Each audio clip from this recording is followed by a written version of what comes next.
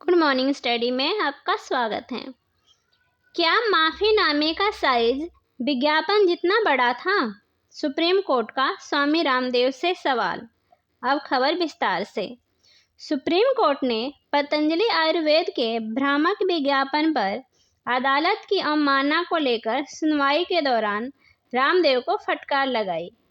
सुनवाई के दौरान जस्टिस हिमा कोहली और एहसानुद्दीन अमानुल्लाह की बेंच ने बाबा रामदेव और आचार्य बालकृष्ण से सीधे कई सवाल पूछे।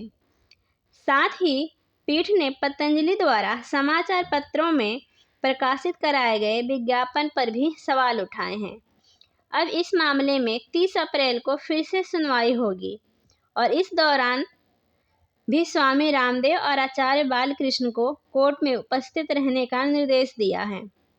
सुनवाई के दौरान कोर्ट ने रामदेव से पूछा कि आपने क्या किया, जो उनके वकील मुक्कू रहतोगी ने अदालत को बताया कि उन्हें 67 अखबारों में एड दिया था जिसमें 10 लाख रुपए का खर्च आया है।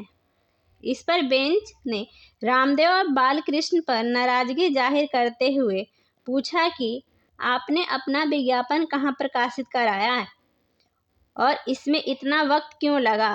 क्या ये विज्ञापन उतने ही साइज के थे?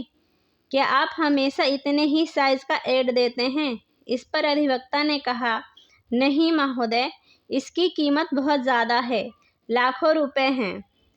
बेंच के सवालों का जवाब देते हुए अधिवक्ता ने कहा कि हमें विज्ञापन नहीं, माफीनामा प्रकाशित कराना है। इस पर जस्टिस हिमा कोहली ने कहा कि कल क्यों दायर किया गया, अब बंडलों को नहीं देख सकते, इसे हमें पहले ही दिया जाना चाहिए था। ये आपकी प्रॉक्सी याचिका है। जस्टिस हिमा कोहली ने कहा कि हमें एक आवेदन मिला है जिसमें मांग है कि पतंजलि के खिलाफ ऐसी याचिका दायर करने के लिए आईएमए पर 1000 करोड़ रुपए का जुर्माना लगाया जाए। ऐसा लगता है ये आपकी ओर से एक प्रॉक्सी याचिका है। स्वामी रामदेव के वकील मुक्कू रहतोगी ने कहा कि मेरा इससे कोई लेना देना नहीं है।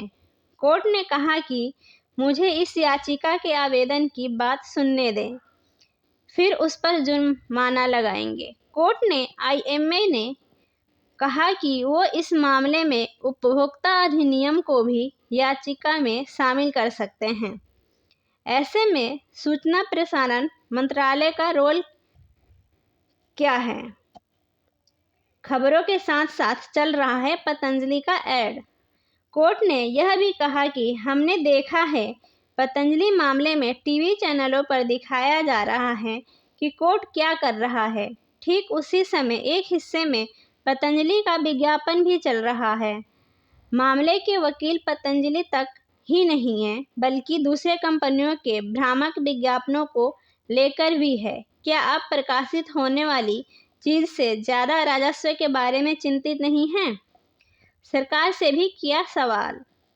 सुप्रीम कोर्ट ने सरकार से पूछा, आयुष मंत्रालय ने नियम 170 राज्य लाइसेंसिंग प्राधिकरण की मंजूरी के बिना आयुर्वेदिक सिद्ध और यूनानी दवाओं के विज्ञापन पर रोक को वापस लेने का फैसला किया। क्या आपके पास यह कहने का अधिकार है कि मौजूदा नियम का पालन ना करें? क्या यह मानना नहीं है? क्या आपको प्रकाशित होने वाली चीज़ों की बजाय राजस्व की अधिक चिंता नहीं है? क्या यह एक मनमाना रंग बिरंगा अभ्यास नहीं है? जस्टिस कोहली ने कहा कि आपको यह बताना होगा कि एडवर्टाइजिंग काउंसिल ने ऐसे विज्ञापनों के खिलाफ क्या किया। सदस्यों ने भी ऐसे उत्पादों का समर्थन कैसे किया। आपको सदस्य दवाइयाँ लिख रहे हैं। जिस तरह का कवरेज हमने देखा है, अब हम सभी को देख रहे हैं। हम बच्चों, शिशुओं, महिलाओं और को देख रहे हैं और किसी को भी धोखा नहीं दिया जा सकता। केंद्र सरकार को इस पर जागना चाहिए। ड्रग और जादुई उपचार अधिनियम आदि के दुरुपयोग को रोकने के लिए मंत्रालय द्वारा उठाए गए कदमों की जांच करने के लिए उपभोक्ता मामलों के मंत्रालय आदि को इस मुहिम में शामिल करना आवश्यक है। इसके अलावा मंत्रालय को उपरोक्त कानूनों और डेटा के दुरुपयोग को रोकने के लिए उनके द्वारा कार्रवाई के बारे में हलफनामा दाखिल करना होगा, जो वर्तमान में 2018 के बाद की अवधि तक ही सीमित है। सुप्रीम कोर्ट ने कहा कि सभी राज्य केंद्र शासित प्रदेशों के लाइसेंसिंग अधिकारियों को पक्षकार बनाया जाना चाहिए। मंत्रालय को हलफनामे दाखिल करने चाहिए और ये बताना चाहिए कि 2018 के बाद उन्होंने उपरोक्त कानूनों और आंकड़ों के दुरुपयोग को रोकने के लिए क्या कदम उठाए हैं। ऐसी और खबरों की जानकारी के लिए हमारे चैनल पर बने रहें। धन्यवाद।